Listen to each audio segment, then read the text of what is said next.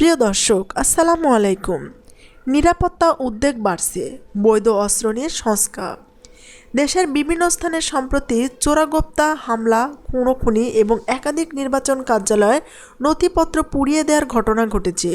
কোথাও আবার আগ্নেয়াস্ত্র ব্যবহার করেছে দুর্বৃত্তরা। ককটেল নিক্ষেপ, গাড়িতে অগ্নিসংযোগও করা হচ্ছে।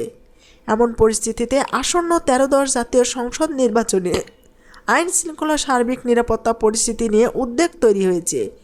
এর সঙ্গে গুরুত্বপূর্ণ ব্যক্তি ও প্রার্থীদের নিরাপত্তা আগ্নেয়াস্ত্র লাইসেন্স দেওয়ার নতুন নীতিমালা জারির মধ্য দিয়ে সেই উদ্বেগও আরও বাড়ছে। নির্বাচনের সময় আগ্নেয়াস্ত্র হাতে হাতে থাকলে পরিস্থিতি ভীতিকর হতে পারে, অনেক আশঙ্কা করেছেন। আগের সময় নির্বাচনে বৈধ অস্ত্র জমা নেওয়া হতো মূলত আইন শৃঙ্খলা পরিস্থিতি নিয়ন্ত্রণে রাখা, সহিংসতা ঠেকানো, ভোটার মাঠ কর্মকর্তাদের মধ্যে নিরাপত্তা নিয়ে আস্থা তৈরি করতে বৈধ অস্ত্র জমা নেওয়া হয়ে থাকে। অবৈধ অস্ত্র উদ্ধারের অভিযানও চালানো হয়। সংশ্লিষ্টরা জানান, সাধারণ কারো ব্যক্তিগত সুরক্ষার জন্য তাকে আগ্নেয়াস্ত্র লাইসেন্স দেওয়া হয়, কিন্তু নির্বাচনের সময় রাজনৈতিক পরিবেশ ভিন্ন রকম হয়, সহিংসতার ঝুঁকি থাকে। তাছাড়া আগ্নেয়াস্ত্র বহন, প্রদর্শন ভোটের প্রক্রিয়াকে প্রভাবিত করতে পারে। তাই এই সময়টাকে কাহিনীকে আগ্নেয়াস্ত্র রাখতে দেওয়া হয় না।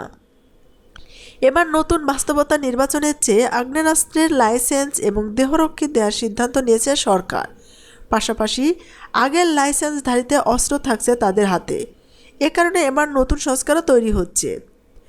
দায়িত্বশীল একটি সূত্র জানা, বেশ কয়েকজন রাজনীতিবিদ এর মধ্যে নিরাপত্তা, গ্যানম্যান ও অস্ত্রের লাইসেন্স চেয়ে আবেদন করেছেন। এদিকে পুলিশের লুণ্ঠিত 1366টি আগ্নেয়াস্ত্র এখনও উদ্ধার হয়নি। পুলিশ সদর দপ্তরে একটি সূত্র জানায়, যে কোনো মূল্যে মানুষের নিরাপত্তা নিশ্চিত করতে পুলিশের মাঠ পর্যায়ে দেওয়া হয়েছে। এলাকাভিত্তিক অপরাধীর তালিকা হালনাগাদ করার কাজ শুরু হয়েছে। চলমান আইন শৃঙ্খলা পরিস্থিতি নিয়ে প্রধান উপদেষ্টার কার্যালয়ে গতকাল রোববার উচ্চ পর্যায়ে বৈঠক হয়েছে। প্রিয় দর্শক, ভিডিওটি ভালো লাগলে লাইক, কমেন্ট, শেয়ার করে সবাইকে দেখার সুযোগ করে দিন। পরবর্তী আপডেট নিউজ পেতে এসএবিডি নিউজ চ্যানেলটি সাবস্ক্রাইব করে পাশেই থাকুন। ধন্যবাদ সবাইকে।